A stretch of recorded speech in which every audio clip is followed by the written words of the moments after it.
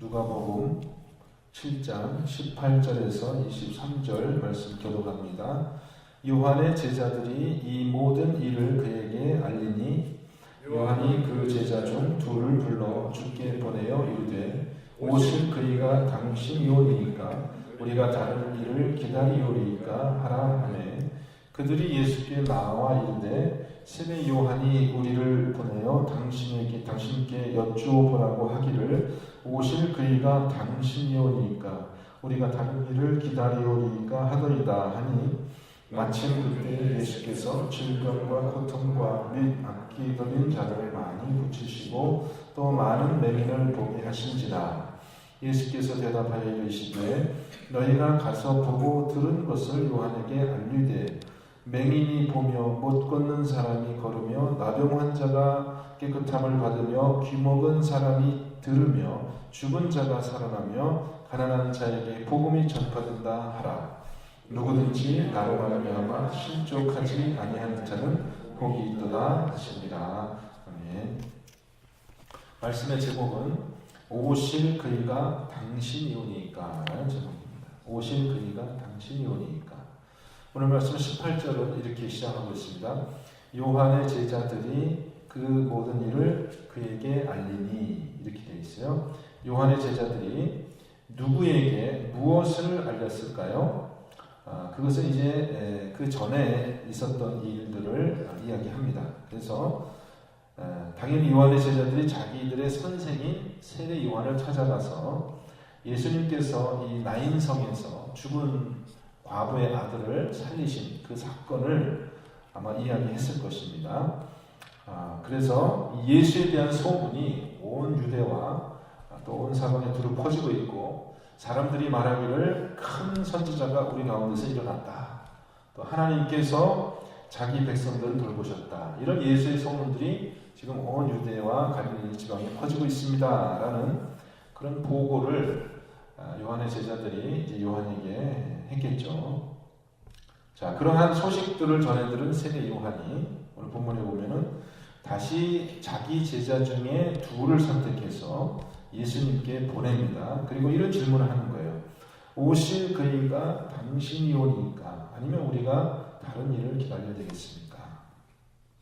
지금 세례 요한은 어디에 있어요? 자기가 직접 와서 예수님께 물을 형편이 아니죠. 마태복음에 보면은 세례 요한은 지극옥에 갇혀 있고 이제 이야기를 따라가다 보면 조만간 얼마 지나지 않아서 이 세례 요한은 목이 잘려 죽는 그런 형벌을 당하죠. 헤롯의 그런 질투를 받아서요. 자, 그렇다면 지금 요한이 자기 제자들을 예수께 보내서 하는 이 질문은 자기가 조금 있으면 죽을 것이라는 걸 알고 있는 죽음을 앞두고 있는 그런 마당에서 지금 세례 요한은 굉장히 지금 중요한 질문을 하고 있는 겁니다. 자기 평생의 사역이 바로 그 오실 분을 증거하는 사역이 있잖아요. 세례 요한의 그 임무가 뭐예요? 평생의 임무가 오실 분 앞에 와서 그 오실 분을 증거하는 그런 임무를 가지고 왔는데 또 그렇게 했죠. 세례 요한이 그렇게 예수에 대해서 증거를 했는데 지금 와서 죽음을 앞둔 마당에서 세례 요한이 오실 분이 바로 당신입니까? 라고 묻고 있어요. 그렇다는 것은 자기 평생의 일이 지금 헛된 일이 될지 아니면 내가 진짜 제대로 증거한 건지를 확인하고 싶은 그런 요한의 마음 태도를 우리가 볼 수 있겠습니다. 우리가 이제 그 요한의 질문을 보면 묘한 그런 의심이 숨겨져 있죠. 우리가 반신반의한다 그런 말을 하는데 확실하게 이 사람이다 라고 그렇게 시인하기도 어렵고 그렇다고 이 사람은 아니야 절대 아니야 라고 부인하기도 어려운 그런 아주 그 마음 상태가 바로 지금 요한의 마음 상태입니다. 요한은 이 예수라는 사람이 정말 자기와 온 이스라엘이 기다려온 바로 그 성경에 약속되어 있는 선지자들이 예언한 바로 그 메시아인가 아닌가를 지금 확인하고 싶은 거예요. 요한은 당연히 누군가가 올 것이다 라는 것을 알고 있었고 그 기다려 왔었습니다.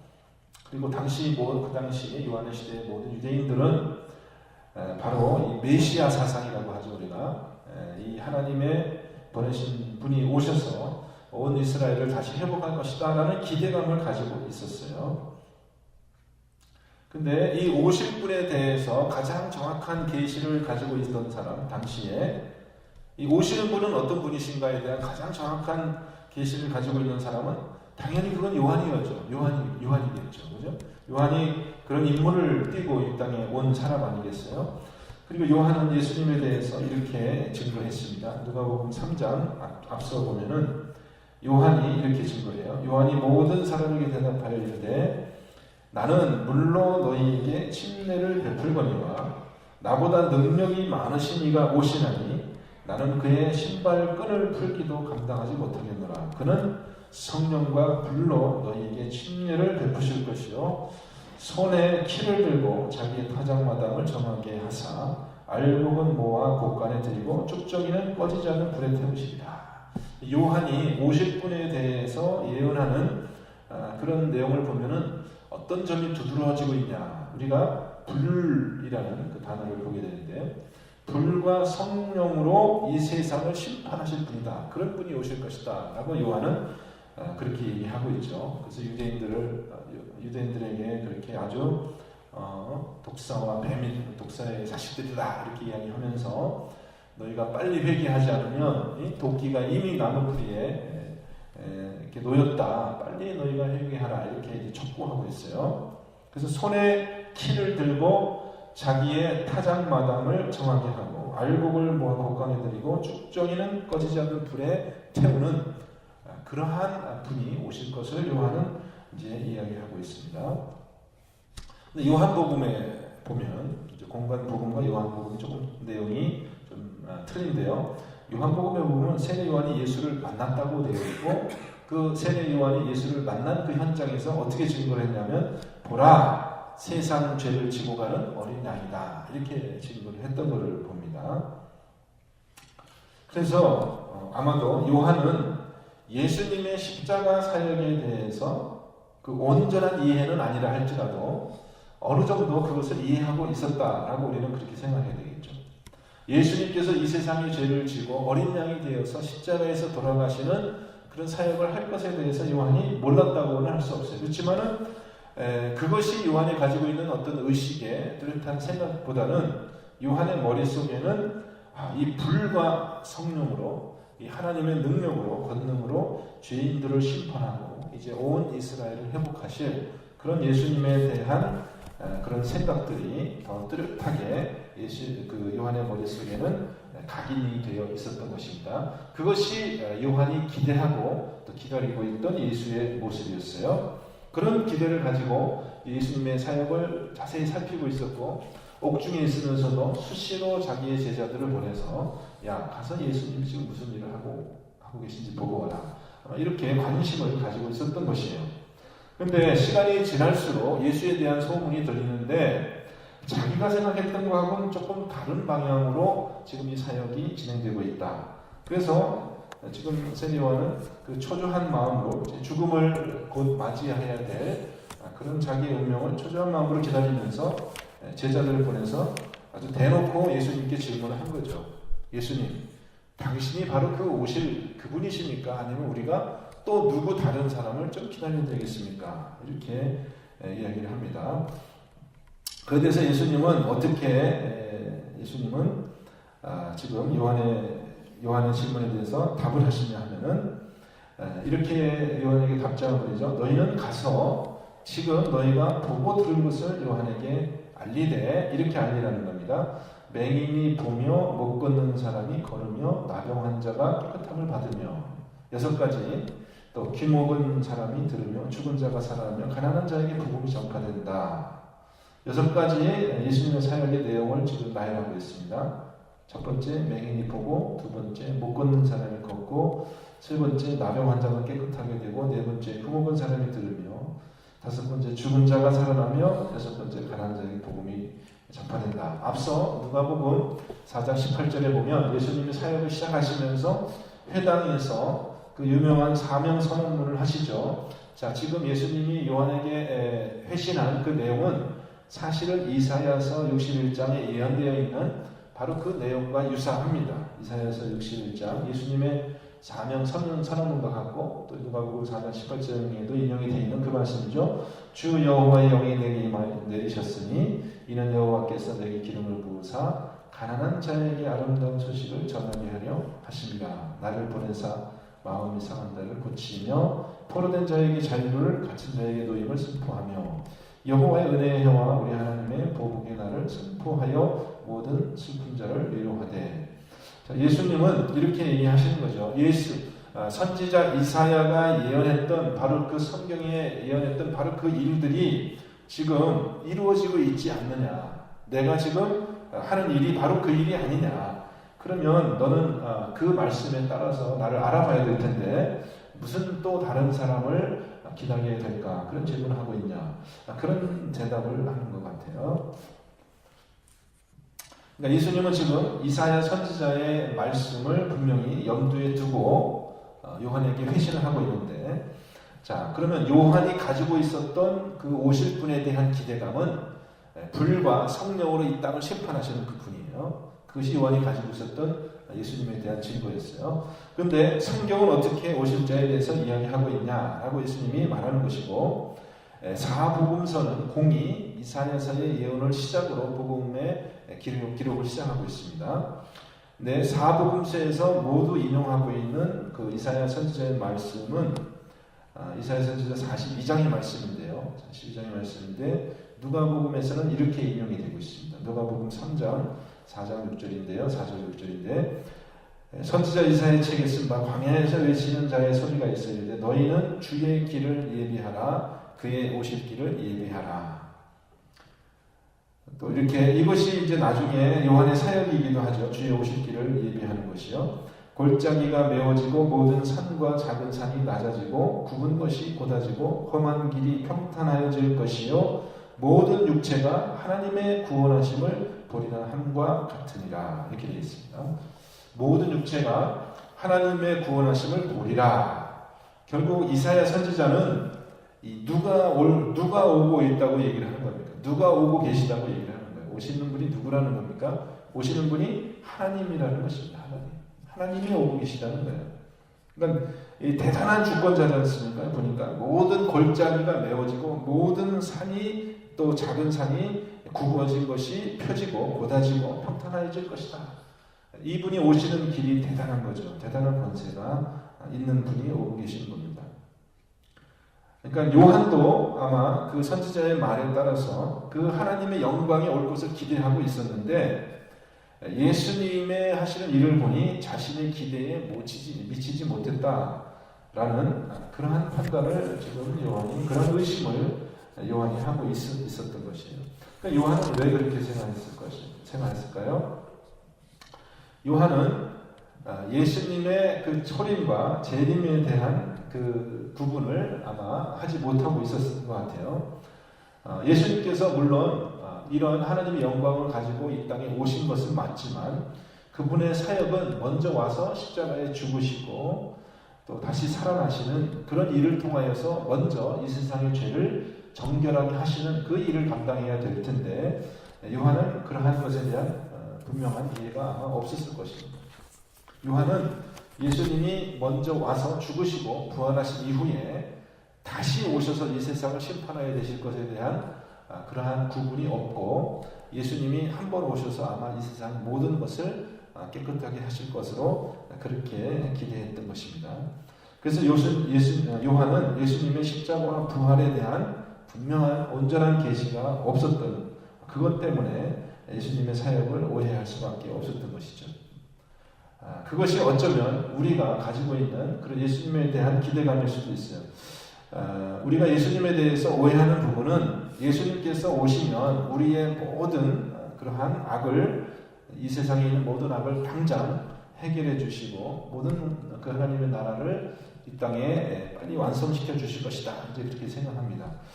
그런데 그분의 심판은 우리가 기대했던 것보다 굉장히 더디게 오고 있다는 것입니다. 지금도 오고 있어요. 예수님이 반드시 이 땅에 심판주로 오셔서 이제 이 세상을 심판하실 것은 분명한데 그것이 내가 기대하고 있는 그러한 속도에 미치지 못하고 때로는 내가 기대하고 있는 그런 모습으로 온전하게 나타나지 않기 때문에 우리는 자꾸 예수님의 심판이 정말 올 것인지 그런 것에 대한 의심을 하게 된다는 것이죠. 자, 예수님은 마태복음은 예수님의 심판이 이렇게 나타나야 되는 것에 대해서 다시 한번 이사야서 42장의 말씀을 인용하고 있습니다.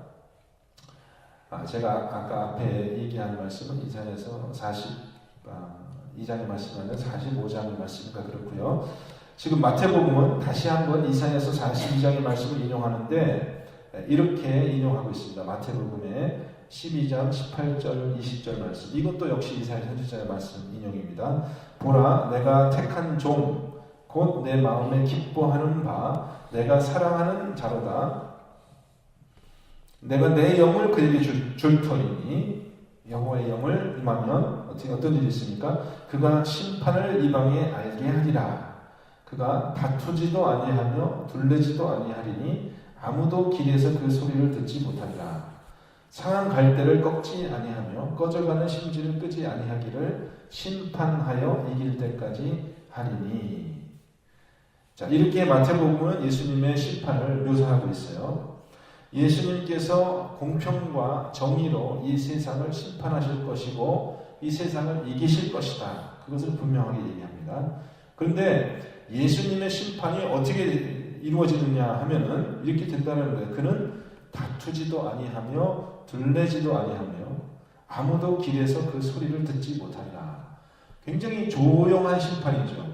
예수님이 심판하시는데 그 예수님이 심판하시는 것을 길에서 듣지 못하겠다 이거죠. 그는 다투지도 않고 들레지도 않는다는 표현은 옛날식 표현이니까 우리말로 하면은 뭐라 그럴까? 뭐 이렇게 좀 막 이렇게 나서서 막 이렇게 그런 모습이 아니라 상한 갈대를 꺾지 않고 꺼져가는 심지를 끄지 않는 그런 방식으로 예수님께서 이 세상을 심판하신다는 것입니다. 그래서 이 모든 선지자는 요한뿐만 아니라 모든 선지자, 그 앞에 있던 모든 선지자, 말라기, 그 하박국, 그 이전의 모든 선지자 쭉 거슬러 올라가면서 이사야 또 예레미야까지 모든 선지자들은 항상 하나님께 대한 불평이 있었습니다. 선지자들이 하나님께 뭘 불평할까요? 하박국 선지자 같은 경우 특별히 보면은 어떻게 불평을 해요? 하나님, 어떻게 이 세상이 이런 꼴로 살아갑니까? 이게 사실 우리가 지금 하는 불평 아니겠어요? 우리가 어떻게 이 세상이 이런 식으로 돌아갑니까? 어떻게 하나님의 공평과 정의가 이렇게 굽어져 있고 어떻게 하나님의 말씀이 실행이 되지 않는 이런 식으로 이 세상이 돌아갑니까? 하나님이 지금 계시기는 한 겁니까? 왜냐하면 선지자들은 하나님이 뭐라고 선지자들에게 말씀 주세요? 자, 내가 곧 심판할 것이다. 내가 곧 심판할 것이다. 너희들이 회개하지 아니하면 곧 내가 와서 심판할 것이다. 그렇게 선지자들한테 말하라고 하고는 실제로 하나님은 그렇게 하세요? 안 하세요? 안 하는 거예요. 곧 심판하겠다고 선지자들을 보내서 곧 심판하겠다 하시고 지금 2000년이 지나 몇천 년이 지나도록 심판을 안 하고 계신 거예요. 그러니까 선지자들 불만은 뭐예요? 요한의 불만은 뭐예요? 나한테는 말이지 곧 도끼가 지금 나무 뿌리에 꽂혔다. 곧 하나님께서 불러 너에게 심판할 것이다. 그렇게 자기에게는 그렇게 사람들에게 얘기하라고 해놓고서는 실제로 그런 일이 벌어지지 않는 거예요. 여러분, 하나님이 굳이 도망가는 그 요나를 붙잡아가지고 물고기 뱃속에서 3일 동안 연단시키고 그리고서는 그 요나를 니느웨 성읍으로 보내잖아요. 안 가겠다는 선지자를 굳이 보내요. 보내서 뭐라고 얘기를 합니까? 40일 동안 그곳에서 요나가 뭘 선포합니까? 하나님께서 이제 이 성읍을 곧 망하게 하실 것이다. 그렇게 선포하잖아요.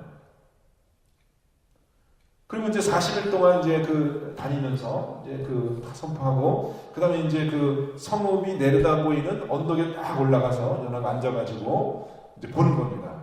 진짜 하나님이 불러 심판하시나, 심판하지 아니하시나 보는데 어떤 일이 생기는 겁니까? 심판은커녕 이 니느웨 사람들이 다 하나님께, 이방 민족들이, 니느웨 사람들이 얼마나 무지막지하게 이스라엘을 여러분 심판했는지 아십니까?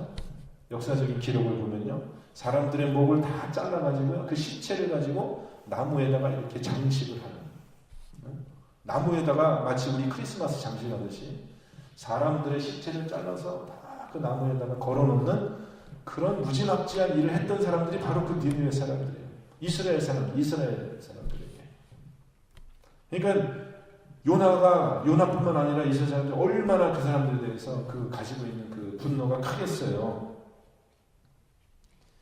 그래서 굳이 거기를 안 가겠다는 그런 예언을 불러서 갔다가 이제 거기서 예언하라고 하나님께서 심판하겠다고 했는데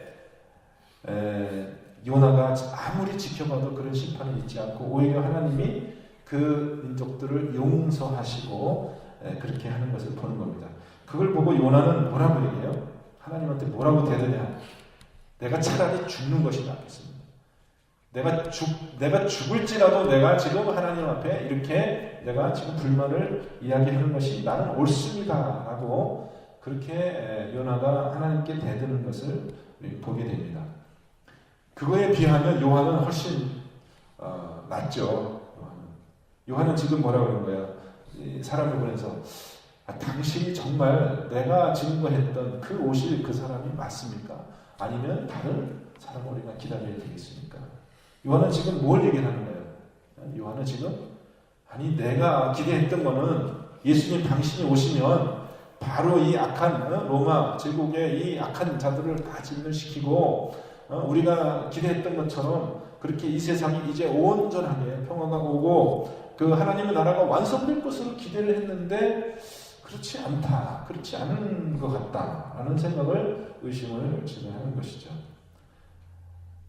그래서 이 선지자와 이 하나님 사이의 이 갈등 이것이 계속해서 성경에 반복해서 나타나는 겁니다. 근데 이것이 어쩌면 우리의 심령인지도 몰라요. 우리는 복수 하나님께서 빨리 내 기도를 들어서 빨리 이 세상을 심판하셔서 이 세상이 내가 원하는 그런 세상이 됐으면 좋겠다. 그런 생각을 하는데 하나님은 그럴 생각이 없어요. 하나님은 심판할 생각이 없어요. 더디 기다리고 있는 겁니다. 2000년이 지나도록 더디 그렇게 기다리고 있어요. 왜 그럴까요? 왜 그러실까요? 아이러니하게도 이제 오늘 본문 뒤에 보면은요, 예수님의 발에 향유를 부은 그런 한 여인이 등장하는데 누가가 굉장히 의도적으로 이렇게 이 본문을 이야기를 배치했다고 저는 그렇게 생각합니다. 그 여인을 보면서 많은 사람들은 다 뭐라고 그랬어요? 예수님이 말이지 어떻게 저런 죄인하고 가까이 하고 저 사람이 참 선지자라면 어떻게 죄인이 자기의 발을 만지고 그걸 갖다 이렇게 하는 것을 그대로 놔둘 수 있는가라고 다 예수님을 손가락질했어요. 근데 예수님은 그걸 통해서 그 여인의 사건을 통해서 무엇을 예수님은 지적했습니까? 바로 너희들이 손가락질하고 있는 바로 그 여인이 죄인이 아니라 그 여인은 아마 동네에 유명한 그런 아마 여인이었을 거예요. 아마 창기든지 기생이든지 그런 여인이었을 거예요. 예수님은 내가 이 여인에 대해서 이렇게 자비한 마음을 품고 그를 용서하고 그를 당장 심판하지 않는 그 이유가 무엇이라는 거예요. 바로 그 여인 때문에 그런 것이 아니라 바로 그 예수님께서 죄인의 친구라는 그런 별명을 가지고서 그 죄인을 그렇게 끌어안는 그런 모습을 통해서 예수님은 무엇을 보여주시는 거냐. 예수님은 꺼져가는 심지를 꺾지 아니하시고 상한 갈대를 꺾지 아니하시고 오래 그들이 회개하여서 주님께 돌아오기를 지금 기다리고 계시는 거예요. 사실은 그 죄인 여인을 죄 많은 여인을 손가락질하던 그 시몬이 변심하여서 회개하여서 정말 예수님께 돌아오기를 기다리고 계시는 것이죠. 그것을 우리가 알아야 돼요. 우리가 하나님에 대해서 정말 기대하고 있는 것이 무엇입니까? 정말 우리는 하나님이 이 세상을 빨리 오셔서 심판하고 모든 것을 악한 것을 좀 원수를 갚아줬으면 라는 그런 기대감을 가지고 우리가 있다면 그 기대 속에서 우리는 하나님의 그 기다림 속에서 우리가 찾아야 되는 것은 바로 하나님께서 기다리고 있는 것은 바로 그와 같은 나와 같은 그런 심정을 가지고 있는 사람들이 얼른 빨리 회개하여서 하나님께 돌아오기를 기다리고 계신다. 바로 그것이 우리가 기다리고 우리가 찾아야 될 예수님의 모습이지 않나 이렇게 생각이 됩니다. 자, 오늘 우리 이 본문의 말씀을 통하여서 저와 여러분이 정말 찾고 있고 기다리고 계신 그 예수님의 모습이, 또 예수님께서 이 세상을 어떻게 심판하실 것에 대한 그 모습이 우리 마음속에 더 분명해지고요. 그래서 우리도 예수님처럼 주인의 친구가 되어서 오래 기다리는 그런 인내하는 그런 신앙인이 되시기를 주님의 이름으로 다시 한번 축원드립니다. 함께 기도하겠습니다.